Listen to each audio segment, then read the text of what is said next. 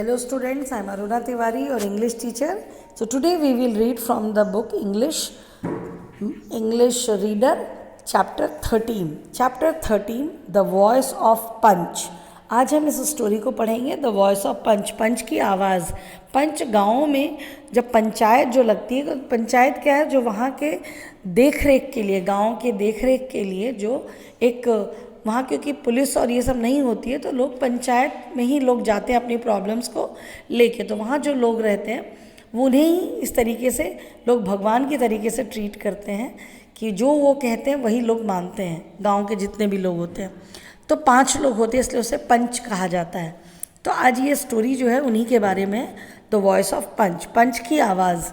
तो चलिए हम रीड करते हैं। This extract has been taken from Panch Parameshwar, written by Munshi Premchand. This is the story of 2 friends, Jumman Sheikh and Algu Chaudhary. ये जो story है ये पंच परमेश्वर एक बुक है जिसे लिखा है मुंशी प्रेमचंद जी ने, बहुत बड़े हिंदी के राइटर रहे हैं। तो इसमें उन्हीं के बुक से लिया हुआ ये स्टोरी है। तो ये जो स्टोरी है 2 दोस्त के बारे में, जुम्मन शेख और Algu Chaudhary. Jumman Shaikh and Algu Chaudhary were bosom friends. Bosom का मतलब बेस्ट फ्रेंड्स होते हैं, जो बचपन से एक साथ रहते हैं। तो जुम्मन शेख और अलगू चौधरी जो थे वो दोनों बेस्ट फ्रेंड्स थे। Their friendship was so strong that when either of them went away from the village the other looked after his family well. तो जब इन दोनों में इतनी जो ज़्यादा दोस्ती थी कि जब कोई भी गांव से बाहर जाता था तो दूसरा फ्रेंड जो था वो उसकी फैमिली की देखभाल करता था।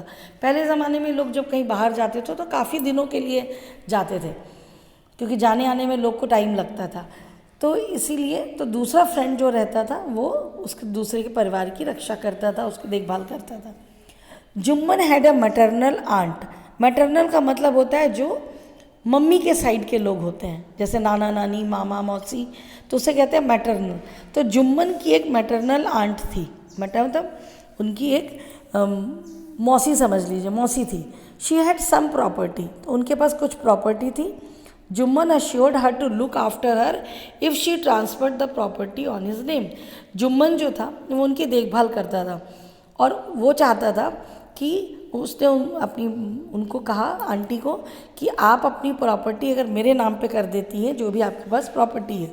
तो since his aunt had no child, क्योंकि आंटी के कोई बच्चे नहीं थे, तो she transferred the property to him with an understanding that he would look after her. तो उसने क्या किया कि उनके कोई बच्चे नहीं थे, इस वजह से उसने अपनी जो सारी प्रॉपर्टी थी उन्होंने जुम्मन के नाम पे कर दी, ये सोच के कि पूरी ज़िंदगी जो है अब जुम्मन ही उनका ख्याल रखेगा। Until they got the registry of the property on their own name, Jumman and his wife should pay much attention to their aunt. तो जब तक कि उन्होंने अपनी रजिस्ट्री की जो जब किसी के नाम पे करते हैं तो प्रॉपर्टी को पूरा उनके नाम पे करना पड़ता, तभी वो दूसरे की होती है। तो जब तक कि आंटी ने प्रॉपर्टी उन लोग के नाम नहीं की थी तब तक उन लोगों ने बहुत अच्छे से उसका ख्याल रखा था। जुम्मन और उसकी वाइफ ने आंटी का बहुत ध्यान रखा। As it had done, he became rude to her. जैसे ही आंटी ने अपनी प्रॉपर्टी उसके नाम पे की तब वैसे ही इन लोग का जो रवैया था वो बदल गया। इनका बिहेवियर जो था वो आंटी के खिलाफ चेंज हो गया। वो लोग उनसे बहुत गंदे तरीके से बात करने लगे, रूड हो गए। और her because of bitterness came in the behaviour of his wife at the live of little food that the old lady wanted every day. और उसकी जो वाइफ थी, जुम्मन की वाइफ जो थी, वो उनके साथ बहुत गंदे तरीके से बिहेव करने लगी, क्योंकि उन लोग का जो आंटी जो खाती थी रोज़ खाना, उसके उसी पे लेके उनका एक दूसरे के साथ बिटरनेस बढ़ गया। She swallowed the abuse at the time of giving food by his wife but when the patience cross the limits. तो हमेशा जब वो खाना देती थी जुम्मन की वाइफ तो कुछ ना कुछ हमेशा बोलती थी खाने के साथ।